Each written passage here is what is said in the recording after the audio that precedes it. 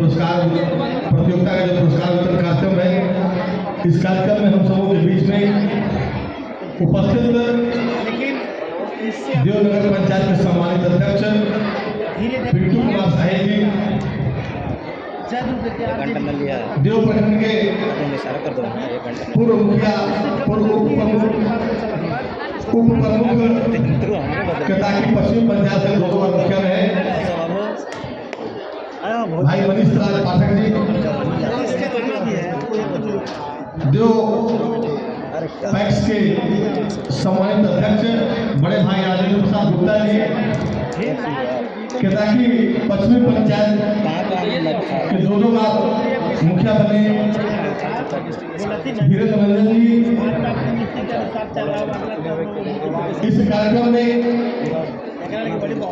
आपकी इस कार्यक्रम की हर गतिविधियों को संकलन कर रहे हैं मीडिया से जुड़े हुए वीरेंद्र जी, सचिन जी, गंगा भास्कर जी, चित्रंजन जी, रविकांत पाठक जी, हमारे गुरुदेव आदरणीय अजय बाबू और आपके एसोसिएशन से जुड़े और एसडीए भी स्कूल के संचालक हमारे बचपन में हमको पढ़ाए गुरुदेव आदरणीय दीपक राय जी, चिट्ठियाँ भेज देना समझ लेंगे, और जिन्होंने नहीं भी पढ़ाया लेकिन शिक्षा दान दे रहे हैं ऐसे सभी गुरुवर और एसोसिएशन के सभी शिक्षक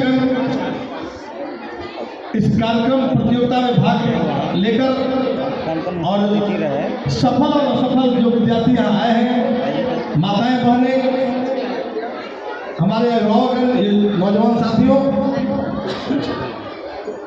आज यह कार्यक्रम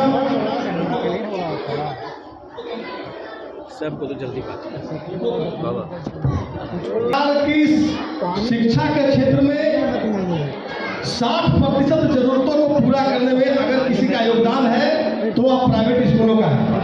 मैं इस बात को स्वीकार करता हूँ, राज्य की हो या चाहे राष्ट्र की हो, सबको शिक्षा एक समान देने का लक्ष्य या उनका अधिकार, मौलिक अधिकार सरकार का होता है। और सरकार जिस उद्देश्य में सबसे ज्यादा असफल तक रहा है, उन असफलताओं को पूरा करने में प्राइवेट स्कूल का बहुत बड़ा योगदान है।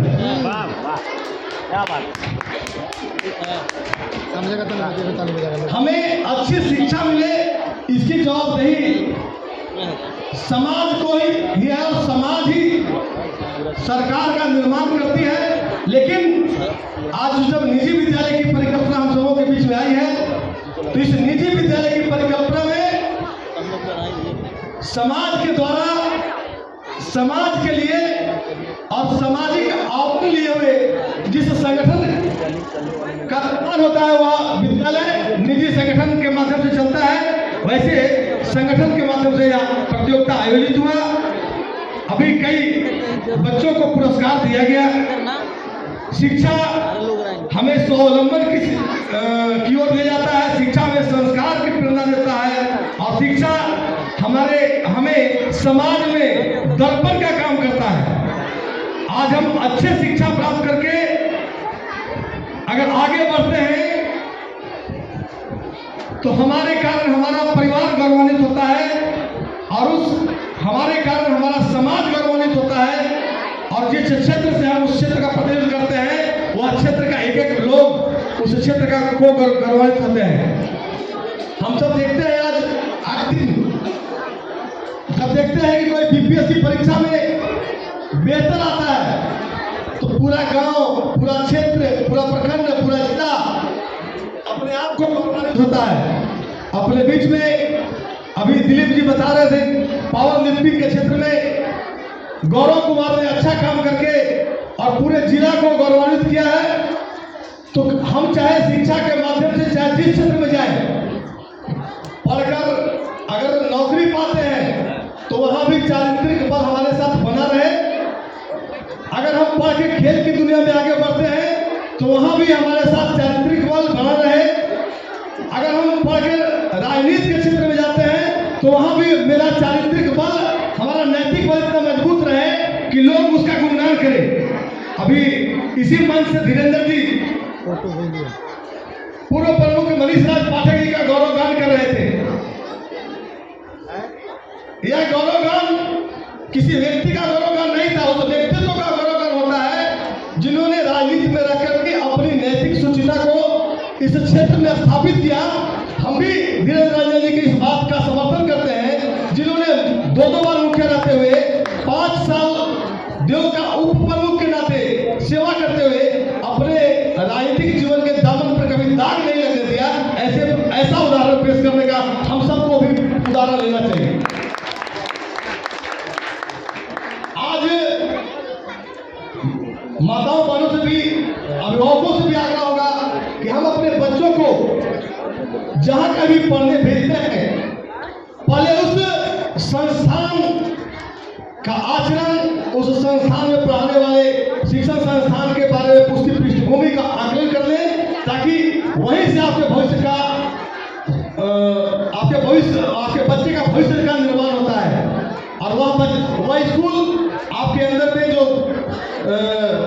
भाव विकसित करेगा, प्रतियोगिता का भाव विकसित करेगा, चरित्र निर्माण का भाव विकसित करेगा, स्वावलंबन का भी विकसित करेगा, उसी से आपके बच्चा आने वाले दिनों में आपका मान बढ़ाते हुए अपने समाज का भी मान बढ़ाएगा और अपने देश का भी मान बढ़ाने में सफल होगा। इसलिए हम सब का दायित्व होता है कि बच्चों में, कई अभिभावक कहते हैं कि पढ़ लिख के कोई ऐसा नौकरी प्राप्त करो जहां से 2 नंबर का रुपया आता हो। अभी थानाध्यक्ष महोदय यहाँ पुरस्कार वितरण कर रहे थे। उनका पेशा ऐसा है कि उसके वर्दी पर दाग लगते रहता है, बिना रिश्वत का कोई काम नहीं होता। तो हमें बच्चों से एक आग्रह होगा कि हम ऐसा नौकरी नहीं प्राप्त करें जो हमारे फिट बनने के लिए, गलत काम करने के लिए प्रेरित करता हो। आज समाज में मनीष जी का उदाहरण है, जिन्होंने राजनीति में स्थापित होकर कभी कमीशन खोरी को बढ़ावा नहीं दिए और न कभी अपने ऊपर कभी दाग लगने दिए। तो हम सबको भी, चाहे वह पढ़कर नौकरी प्राप्त करें, खेल की दुनिया में आगे बढ़े, पूरी ईमानदारी से, पूरी निष्ठा से, अपने चारित्रिक बल से आगे बढ़े। यही आशीर्वाद के साथ, इन्हीं बातों के साथ आपको क्षेत्र में, आप जिस क्षेत्र में बढ़े उस क्षेत्र में आगे बढ़ के और समाज का नेतृत्व करें और समाज आपका अनुकरण करे, ऐसा काम हम सबको करना चाहिए। भारत